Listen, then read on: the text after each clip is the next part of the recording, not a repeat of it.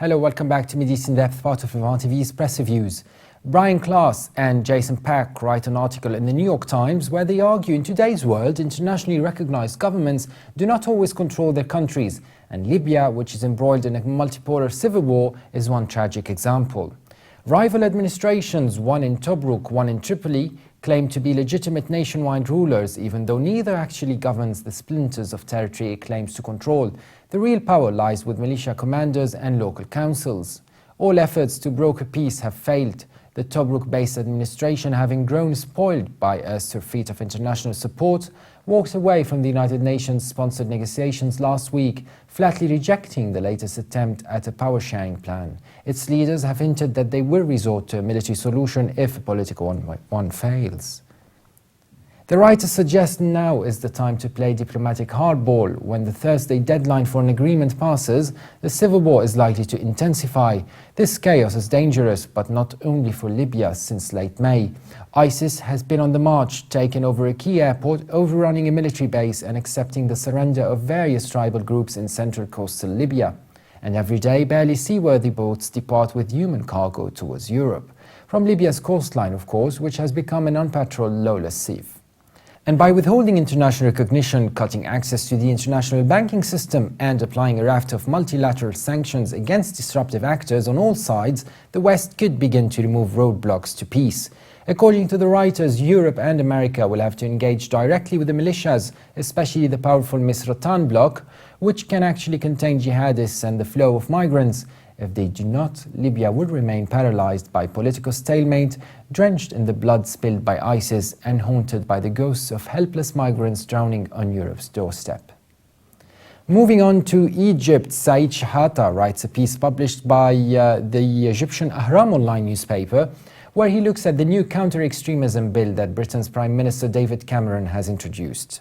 One of the features of the Queen's speech to Parliament on the 27th of May, by which the UK's new Conservative government laid out its policies, was a counter-extremism bill which will be presented very soon to Parliament. However, the writer adds, some are questioning the need for more laws to fight extremists since there are already many such laws, including the 2000 and 2006 Terrorism Acts.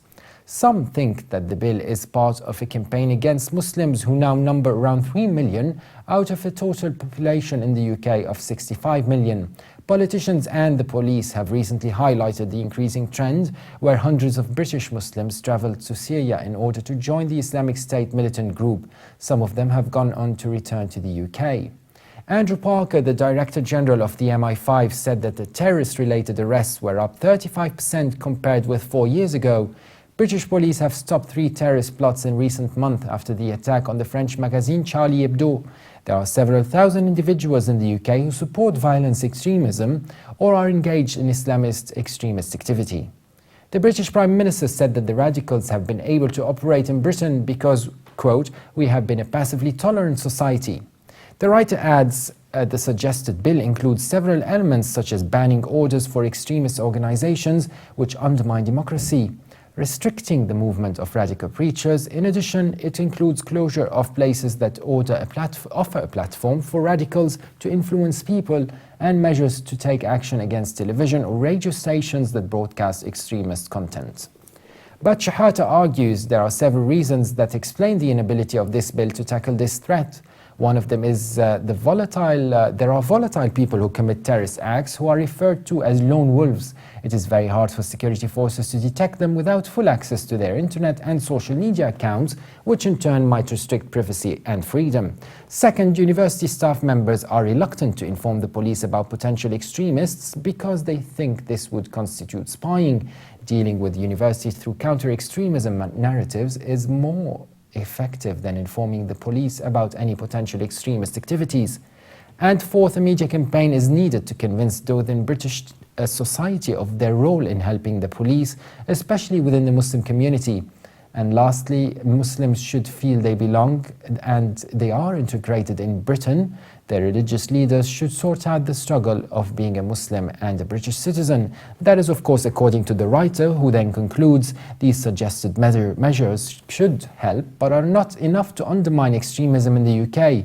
He adds, some Muslims blame British foreign policy for the misery of Muslims around the world, and they find a justification to join the Islamic State and plan attacks inside and outside the UK. This dilemma should be solved within Islamic circles to avoid it being used to recruit more radicals in the future. That was it for today's analysis. For more updates, please visit levant.tv. Or subscribe to Middle East in Depth on iTunes. Thanks for watching, and bye for now.